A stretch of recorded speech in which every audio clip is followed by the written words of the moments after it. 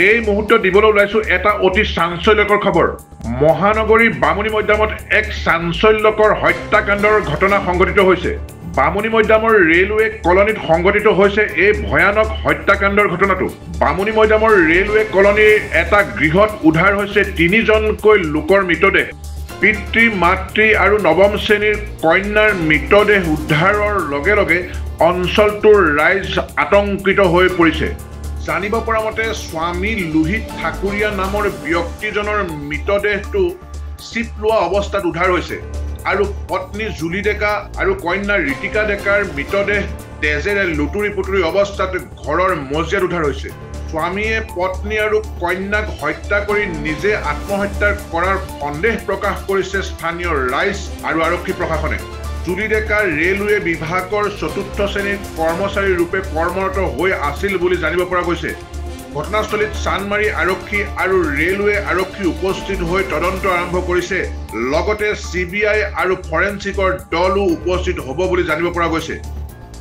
নিজৰ পত্নী আৰু কন্যাক হত্যা কৰি নিজে আত্মহত্যা কিয় কৰিব লগা হ'ল লোহিত ঠাকুৰীয়াই, সেই ৰহস্য প্ৰশাসনিক তদন্ততহে পোহৰলৈ আহিব। 8মান বজাত চানমাৰী থানাত খবৰ এটা পালে যে বামুণী মৈদাম ৰেলৱে কলনীত ঘৰ এটাত মানে ৰাতিপুৱাৰ পৰা কোনো মানে ওলোৱা নাই।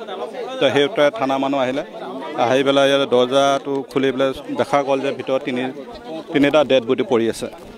তো প্ৰাথমিক তদন্তত আমি গম পালোঁ ইয়াতে জুলি ডেকা আৰু জুলি ডেকা তাই নিজৰ জীয়েক ঋতিকা ডেকাৰ লগত ইয়াতে থাকে।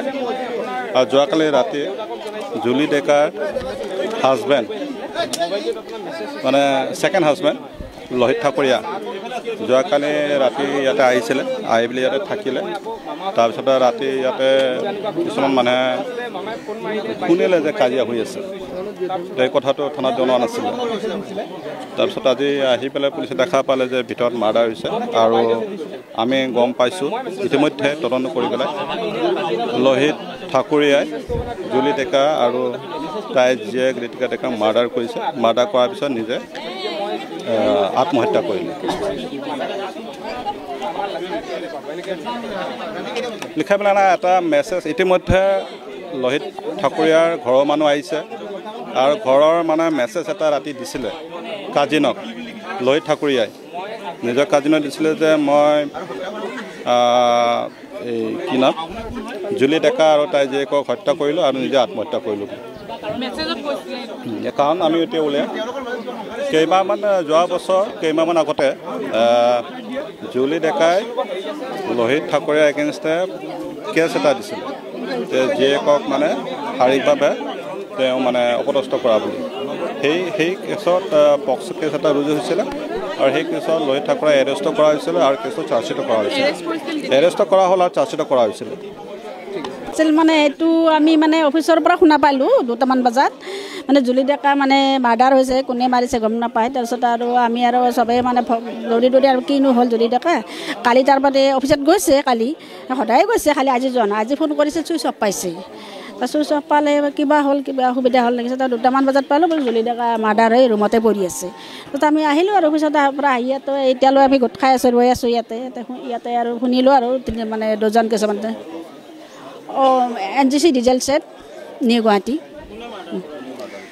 এইটো গম নাপাওঁ কোনে মাৰিছে কি মাৰিছে। ইয়াত আহি পেলাই আমি শুনিছোঁ দেখিছোঁ মানে এতিয়া শুনিছোঁ 3জনেই বোলে আছে, হাজবেণ্ড ৱাইফ আৰু ছোৱালীজনী। মানে আমিতো ইয়াতে কোৱাৰ্টাৰত থাকোঁ, ওচৰতে থাকোঁ।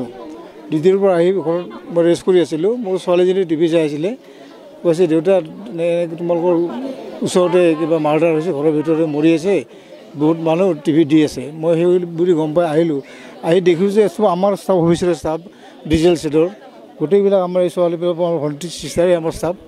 সিহঁতে কৈছে দাদা এনেকৈ জুলি এনেকৈ মাৰ্ডাৰ হৈছে।